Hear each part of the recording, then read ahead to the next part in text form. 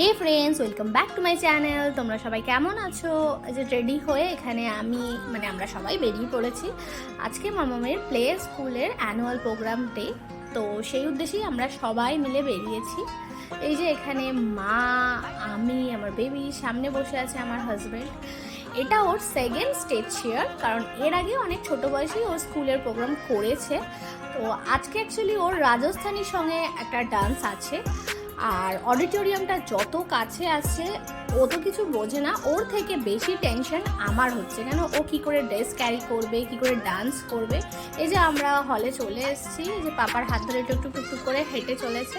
Actually আজকে dress code ছিল, মাদার্সদের জন্য পার্পল আর ফাদার্সদের জন্য হোয়াইট। তো এখানে বেবিকে আমরা টিচারদের কাছে ছেড়ে দিয়েছি, ওরা ব্যাক স্টেজে আছে। তো হলে যত তাড়াতাড়ি আসে না কেন, সেই সিট পেয়েছি সর্বশেষে। এসে দেখছি হল পুরো একদম ভর্তি হয়ে গেছে। যেখানে আমি আর আমার হাজব্যান্ড একটু ভিডিও করে নিলাম, যে মা বসে আছে, মাঝখানে সিটটা ফাঁকা, কারণ আমার বেবির জন্যই ওটা রাখা আছে। যে প্রোগ্রাম এখানে স্টার্ট হয়ে গেছে, প্রদীপ জ্বালিয়ে ম্যামরা প্রোগ্রাম স্টার্ট করলো। তো ফার্স্টেই ছিল স্কুলের একটা ডান্স একাডেমি আছে, সেই সব খুদেদের ডান্স। নেক্সট একটা সার্টিফিকেট দেওয়া হচ্ছিল। তারপর ছিল এই যে কিবোর্ড বাজিয়ে প্রোগ্রামে শুরু করলো।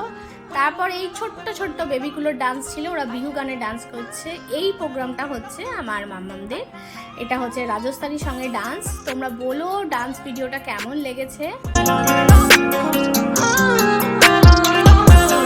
এই যে ডান্স হয়ে চলে এসছে আমার কাছে। তারপরে আরেকটু বড় বড় বাচ্চাদের ডান্স হচ্ছে। আর আমার মামাও যেহেতু এই স্কুলটা লাস্ট, এবার ফর্মাল স্কুলে যাবে, তো ওকেও সার্টিফিকেট এখানে দেওয়া হলো। তারপর ছিল আরেকটু বড় বাচ্চাদের ডান্স। তো ডান্সের মনে হয়েই যাচ্ছে। এখানে ও ফ্রেন্ড পেয়ে গেছে, ফ্রেন্ডের সাথে এদিক ওদিক দৌড়ানো। আসলে বাচ্চা হলে যা হয়, ওরা এক জায়গায় বসে কম, ছোটা দৌড়ি বেশি করে। আর যখনই প্রত্যেকটা বাচ্চার ডান্স হচ্ছে, মাগুলো আর নিজের সিটে বসে থাকতে পারছে না। প্যারেন্টস মানেই এটা হয়, উঠে ভিডিও বানাচ্ছে।